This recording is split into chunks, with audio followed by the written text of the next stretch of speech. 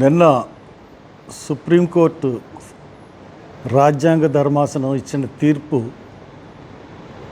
మమ్మల్ని బాధపరిచింది. ఆ తీర్పుని స్వాగతించలేకపోతున్నాం. దానికి కారణం ఏంటంటే, ఏదైనా సరే సుప్రీంకోర్టు తీర్పులన్నీ కూడా రాజ్యాంగానికి లోబడి ఉండవలసిన పరిస్థితి. కానీ రాజ్యాంగాన్ని సర్పాస్ చేసి ఈ తీర్పు ఉన్నట్టుగా మాకు అనిపించింది. 7 జడ్జీల ధర్మాసనం ఇచ్చిన తీర్పు రాజ్యాంగాన్ని సర్పాస్గా చేసినట్లుగా ఉన్నప్పుడు ఆ తీర్పుని ఎటువంటి పరిస్థితుల్లో స్వాగతించలేం. ఇది ఒక కుట్రపూరితమైన తీర్పు. మోడీ, చంద్రబాబు నాయుడు కలిపి ఒక ప్రణాళికాబద్ధంగా ఫిబ్రవరిలో జడ్జిమెంట్ రిజర్వ్ చేస్తే, ఏప్రిల్లో మేనిఫెస్టోలో ఈ రాష్ట్రంలో నేనే వర్గీకరణ చేస్తానని చంద్రబాబు ప్రకటించడం, ఆ నేపథ్యంలో నిన్న తీర్పు రావడం, రాష్ట్రాలకే అధికారం ఇస్తూ, ఇది ఖచ్చితంగా ఒక కుట్రలోని భాగమే అని అనిపించేటట్టుగా ఈ తీర్పు ఉంది. కాబట్టి ఈ తీర్పుని జాతి మొత్తం కూడా ఖండించాల్సిన అవసరం ఉంది. అసలు పార్లమెంట్లో చట్టం లేకుండా 341 ఆర్టికల్కి సవరణలు చేయకుండా రాష్ట్రానికి ఎలాగా ఈ అధికారాలు బదలాయిస్తారు?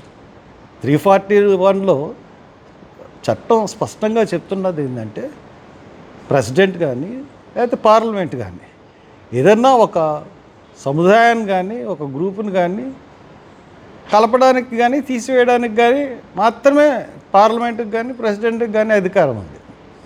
అటువంటిది అసలు పార్లమెంట్ ఒపీనియన్ లేకుండా కేంద్ర ప్రభుత్వం మేము దీనికి అనుకూలమని సుప్రీంకోర్టుకి చెప్పడం అన్నది కూడా హర్షణీయం కాదు. పార్లమెంట్లో ఒక డిసిషన్ తీసుకోవాలి తప్పితే పార్లమెంట్ కన్నా సుప్రీంకోర్టు ఏమీ అతీతం కాదు.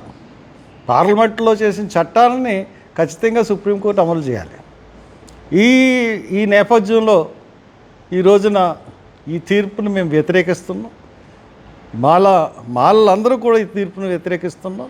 ఖచ్చితంగా దీని మీద మేము ఉద్యమ బాట పట్టడానికి నిశ్చయించుకున్నాం.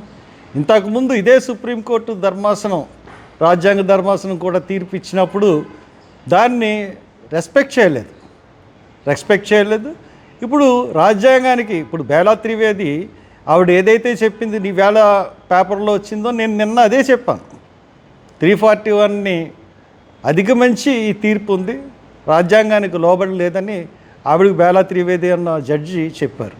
కాబట్టి మనం దీన్ని ఎదుర్కొనడానికి పోరాడడానికి సంసిద్ధులు కావాలి. ఖచ్చితంగా ఈ పోరాటంలో ప్రతి ఒక్కళ్ళు కూడా భాగస్వామ్యాలు అవ్వాలి.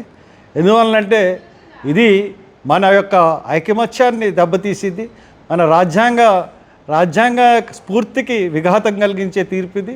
ఇటువంటి పరిస్థితుల్లోనూ కూడా ఒక జాతిని వేరు చేసి ఒక ఓట్ బ్యాంకుగా చేసుకోవాలన్న ఒక దురుద్దేశంతో ఈ 2 పార్టీలు మరి కలిసి పనిచేసి ఈ తీర్పుని ఇప్పించాయి. కాబట్టి దీని మీద పోరాటం చేయడానికి ప్రతి ఒక్క మాల బిడ్డ కూడా దీని మీద పోరాటం చేయడానికి సన్నద్ధులు కావాలి.